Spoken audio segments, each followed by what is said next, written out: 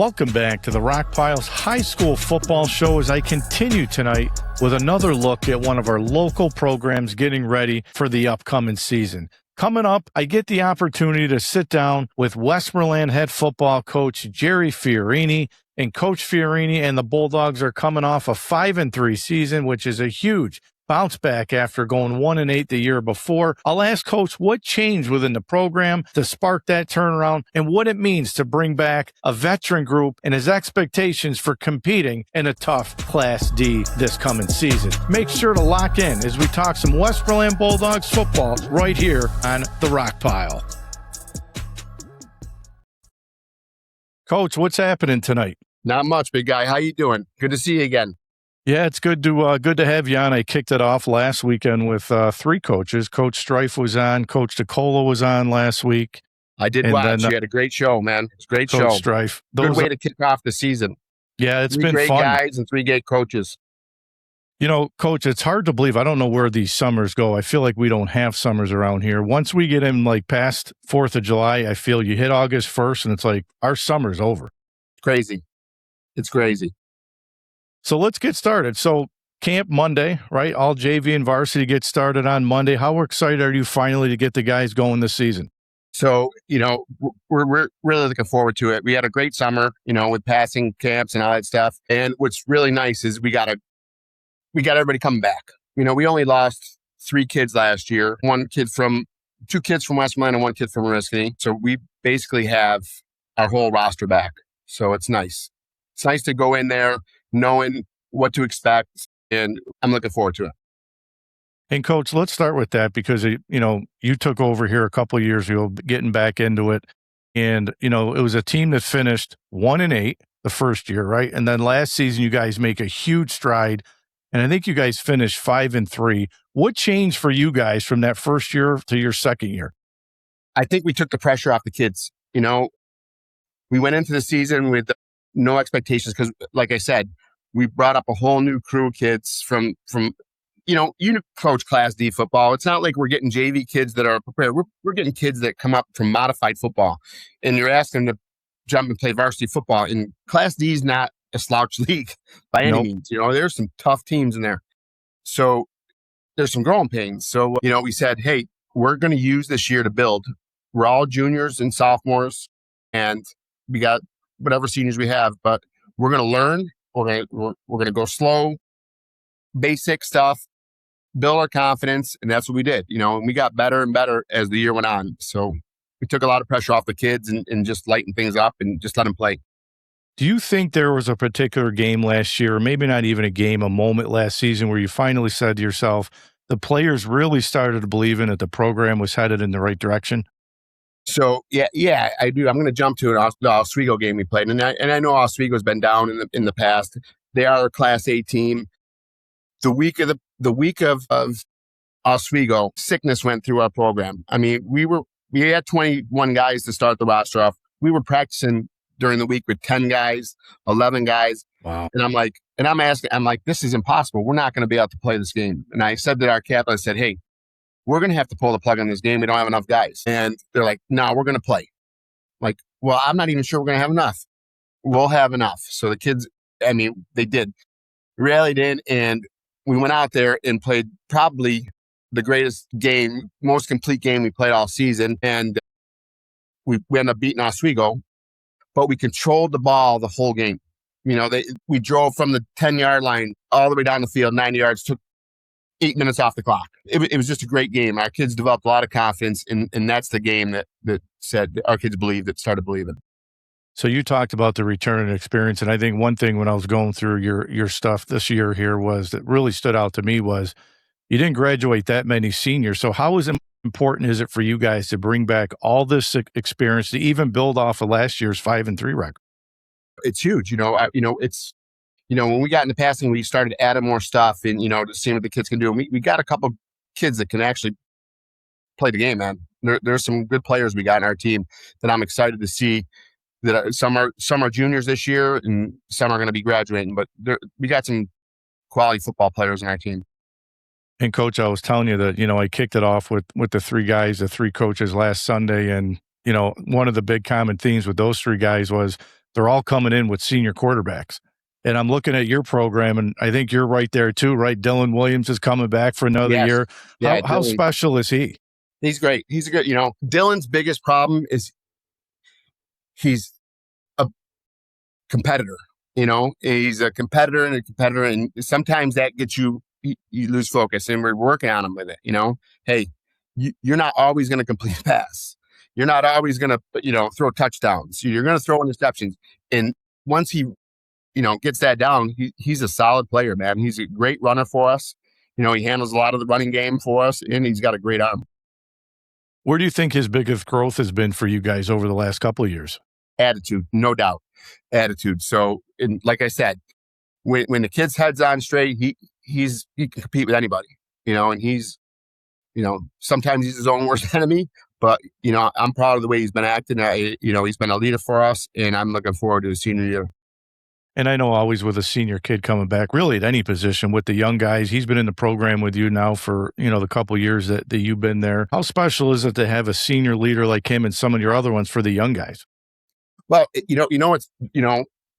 couple of times we had to practice, cancel summer workouts because of the weather, and he were on a group text, and the next text that came out was, "I'll be at the field Monday. Who's going to catch some passes?" And the younger guys, "I'll be there. I'll be there." I said, "I guess we're working out." A passing got canceled. That's why. So we all ended up showing up. But I think he's doing a great job getting the younger kids involved. And like I said, as long as he goes, we go. And Coach, I know you got to get into practice before you really can make any, thoughts, comments on the season on this team. But when you look at the roster right now on paper, where do you think the biggest improvement still needs to be with this team? Our biggest improvement, well, we're still trying to find a true running back on our team. We do it by committee right now. Who's got the hot hand? I think if we find a guy who could pick up as a running back, because I think we have a great receiving core. I think, we got a kid, Caden Matt, who's going to be a junior who's lights out for us right now. He's improved so much. Sean AC, we got some speed out there. Guys returning, Caden Sebastian, but I need a guy who's going to be able to handle the backfield, and take some pressure off Dylan, being able to run the ball. Are there any young guys, Coach, this year that you're really looking forward to getting going? There are, like I said, we're bringing up a few kids from the modified, that are going to have to find their way in there. But, I'm looking for, like I said, Caden is going to be a junior.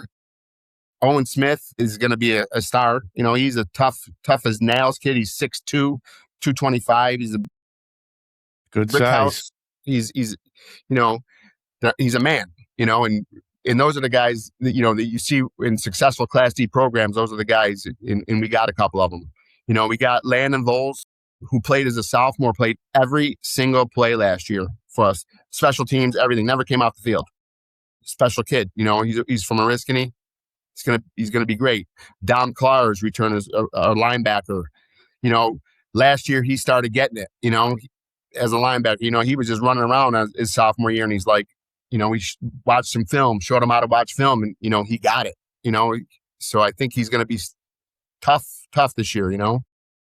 So I'm looking forward to it. You've seen, and I always say this with Coach Strife and Jake, and really a lot of the leagues, I think, in this area from Class AA down to D. The double A's, you've been part of that to see the gauntlet that is week in and week out. But I've always said this, there's a special place in my heart for Class D football. But that Class D is as tough as any league in the entire section.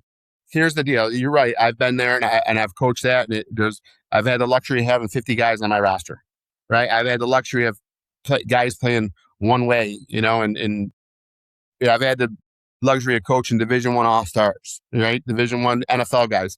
When you get to Class D football, some of these guys are tough as nails, man, and they get overlooked because they're not in those big programs. But Dolgeville's had some stellar players, Yep. Mount Markham's had some great players.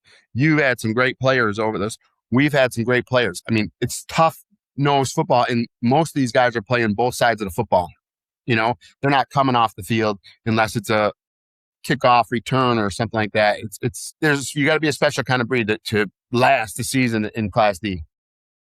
You do. And coach, I'm looking at a lot of the facilities, in this area, and my sister's up in Camden still coaching. I'm like, her facilities is fantastic up there. And then I look and see what you guys just put in up there. It's still hard for me to adjust that you guys have turf and it's not the grass games on Saturday up there in Westmoreland. It's What a amazing. place you guys have. It's amazing, and hats off to our community. Hats off to Mr. Mick for, the visions and stuff like that. But it's definitely a difference maker for us, and all our programs for that matter. We're going to be playing our first night game at Westmoreland High School, and Westmoreland's full of tradition. We're actually going to start new ones, Hey, we're going to be a Friday night team, Some people don't like it, but our kids are excited. They're excited. Coach, I don't know about you, but if I went back, and I'm even trying to think when my dad was coaching, when he was up in Waterville, we didn't have a lot of success on Saturdays because we were Friday nights. How hard is it to play Friday nights versus Saturdays for you? Right. Everyone's waiting. Everyone's waiting. I feel like we weren't any good on Saturdays. Right. It's a different game. And, like I said, our kids play it away. Every once in a while, we play some teams that play Friday nights, but they never had the opportunity to play a home game on Friday night, in their home crowd getting there, and I think it's going to be special. I think it'll be special for them.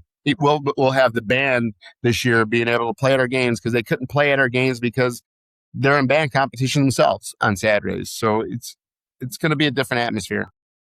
So, Coach, your first year, you guys go, I think it was 1-8. Then you had the season last year, the 5-3, getting this program going in the right direction. How do you make sure that the confidence for that team, like it's grown and grown and grown for you guys? What would be another step in the right direction this year to build off such a great season last year's? Well, we got to start out, come right out, first game APW. We got to come out and make a statement, because our schedule doesn't get easy. Nope. We go right into Dolgeville, our first home game under lights, and what Dolgeville is every year. But I do think that we compete this year. We have a quality team that can compete, and I hope we're, and I think our kids believe it. I know our kids believe it. And I think our schedule is competitive where we don't look at it and say, oh God, look who we got to play. There's nobody like that anymore because our kids have the confidence. Yeah, no, that's, hey, they always say when you win games, it brings more kids, into the program. They buy in. Right. And Coach, you talked about the community, and I know Westmoreland's a big community. They support the community. They support all athletics, not just football.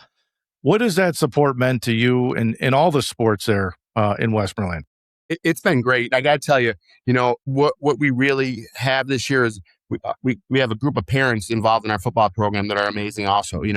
They're out every week getting our team dinners ready for us. I mean, our kids got it pretty good for a Class D program. And a lot of it has to do with some of the parents in our program that really have a vision for our program, and it's nice. So, and the community's always been supportive in anything. We have great athletic programs, and they're building. We had a rough stretch with, I think we graduated 44 kids in our senior class, and we had really 2 senior girl athletes that played, and maybe 3 boys out of that whole senior class. So that hurts a small school, but we're over that. And, we're hoping to keep kids involved. We got good numbers in the Pop Warner, and, we got some good kids coming up through the modified program. So, Coach, you've been at this a long time, right? You were away for a little bit. You're back into it now. How tough was it you to get back into it? No, the game's changed a little bit, right? But football's football. But how tough was it for you? Everything about the kids have changed a lot. What we can do as coaches has changed a lot. You're an old school guy. I'm an old school guy, but I think our kids are feeling it. They see the old school guy in me a lot. I'm a hard-nosed guy when I get out there, but I'll put my arm around you and walk you off the field at the end, right? And you know where we stand. Good. So, but it's changed a lot, but for the better. It's Coach, man, have you mellowed a little bit from the old days? Are you a little bit easier? I did, but you got to remember, the only reason why is I got a dual role. I'm also the athletic director, so I can't write myself up after the game. It doesn't look too good. I'm enjoying it. Well, listen, Coach, I can't wait to follow you. I always enjoy you. I'm glad I was able to get you on. I said, I got to reach out and get you on here, talk some Bulldog football, and we'll be following you for sure. Good luck to you, and I'm sure we'll do it again. Yeah, I look forward. Rock, thanks for everything you do for high school sports. It's great, and we appreciate you. Appreciate it, Coach. Good luck. We'll see you on a Friday night, maybe. All right, my man. Looking forward to it. Take care, Coach. All right. That's going to wrap up another edition of the Rock Piles High School Football Show. A big thank you to Westmoreland head coach Jerry Fiorini for taking the time to join me and give us a preview of the Bulldogs heading into 2026. But we are not done yet. Next up will be VVS head coach Matt McCoy as we talk about the continued growth of the Red Devils program and what Coach McCoy expects from his team this upcoming season. So be on the lookout for the next episode as the Rock Piles High School Football Show continues. Thanks for watching, and I'll see you next time right here on the Rock Pile.